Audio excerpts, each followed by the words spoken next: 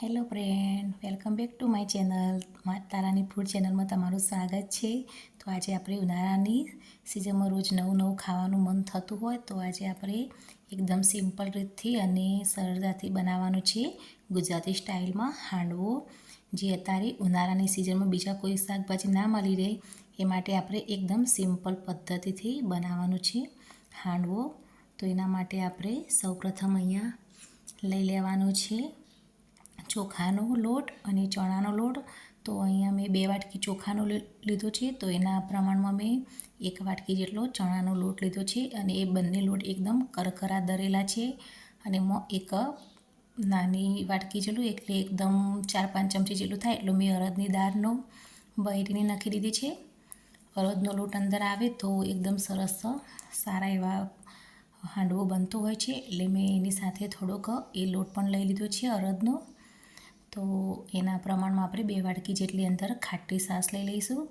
છાશ ખાટી લેવાની, જેથી કરીને એનો ટેસ્ટ એવો ખટમીઠો સારો આવે. અને આપણે બરાબર હલાવી લઈશું.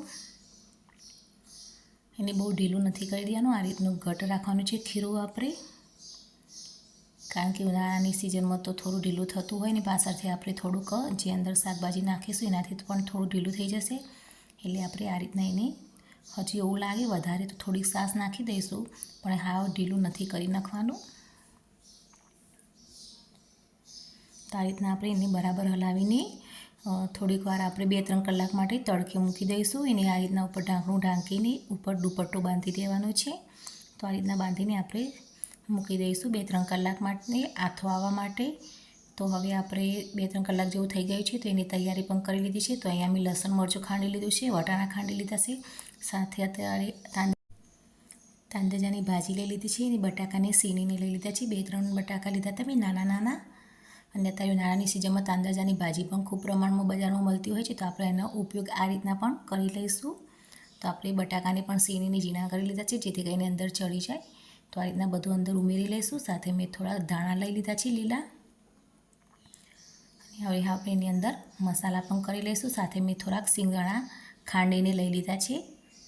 અને મીઠું સ્વાદ પ્રમાણે નાખી દઈશું. અહીંયા મેં 1 ચમચી જેટલું નાખ્યું છે. અડધી ચમચી હળદર પાવડર નાખીશું. લાલ મરચું પાવડર આપણે લીલા મરચાં નાખ્યા હતા એટલે એ પ્રમાણમાં નાખવાનું છે. ધાણા જીરું પાવડર નાખ્યું છે અને સાથે થોડી મીઠાશ માટે ખાંડ લઈ લીધી છે અને કાળા મરી ખાંડીને લઈ લીધા છે. તો હવે આપણે આને બરાબર મિક્સ કરી લઈશું.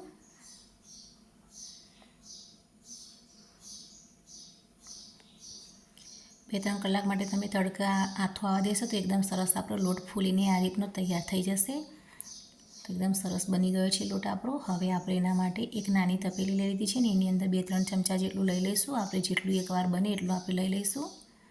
અહીંયા મેં સાથે તેલ પણ વઘાર માટે ગરમ કરવા મૂકી દીધું છે અને સાથે આપણે આ રીતના તપેલીમાં કાઢી લઈશું. હવે આપણે એની અંદર આ રીતના અડધી ચમચી જેટલા મેં લઈ લીધા છે કુકિંગ સોડા અને ઉપર મેં ગરમ તેલ નાખી દીધું છે. હવે બરાબર એને હલાવી દઈશું. ઉપર તેલ ગરમ નાખશો તો એકદમ સરસ આ રીતનો લોટ આપણો ખીલેલો થઈ જશે. તો તેલ પણ ગરમ થઈ ગયું છે. તો હવે આપણે એની અંદર નાખી દઈશું રાઈ વઘાર કરવા માટે. સાથે જીરું નાખી દઈશું. રાઈ ફૂટે એટલે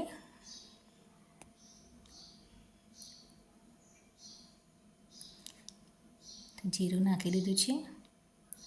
હવે આપણે એની અંદર થોડા તલ નાખી દઈશું. તલથી એકદમ સરસ આપણો હાંડવો દેખાતો હોય છે. સાથે મેં કરી પત્તા નાખી દીધા છે, થોડાક ધાણા નાખી દીધા છે અને હવે આપણે ખીરું નાખી દઈશું એની અંદર.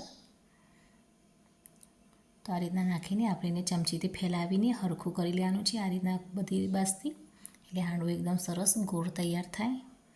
તો આ રીતના આપણે એને 5 મિનિટ જેવું ઢાંકીને આ રીતના ધાણા ઉપર નાખી દઈશું તો સારા લાગશે. ને ઉપર ઢાંકીને 5 મિનિટ માટે થવા દઈશું. 5 મિનિટ થઈ જાય એટલે આપણે એને પલટાવી લેવાનું છે આ રીતના. એને કોળો કડક થઈ જાય છે સરસ. તો જોઈ લઈશું ને આ રીતના પલટાવીને બધા જે હાંડવાના આ રીતના તૈયાર કરી લેવાના છે. પલટાવીને પણ આપણે એને 5 મિનિટ માટે થવા દઈશું. તો એકદમ સરસ આ રીતના આપણા કડક કડક હાંડવા બનીને તૈયાર થઈ ગયા છે. અને ઉનાળાની સિઝનમાં બીજા કોઈ શાકભાજી ન હોય તો આ રીતના તમે બટાકો, લીલું મરચું ને બધું તો આપણા ઘરે હોય જ, તો આ રીતના તમે નાખીને બનાવી શકો છો. તો એકદમ સરસ એવા સ્પંચી આપણા હાંડવો બનીને તૈયાર થઈ ગયો છે. અને એકદમ સિમ્પલ રીતે અને ખૂબ જ ઓછી અંદર વસ્તુમાં નાખી છે આપણે, તો પણ એકદમ સરસ બનીને તૈયાર થયો છે. તો તમે પણ આ રીતના જરૂરથી બનાવજો અને એકદમ કડક એવો સરસ બનાવે છે. તો તમે પણ આ રીતના જરૂરથી બનાવજો અને મારી રેસીપી તમને પસંદ આવે તો લાઈક જરૂરથી કરજો. Thank you.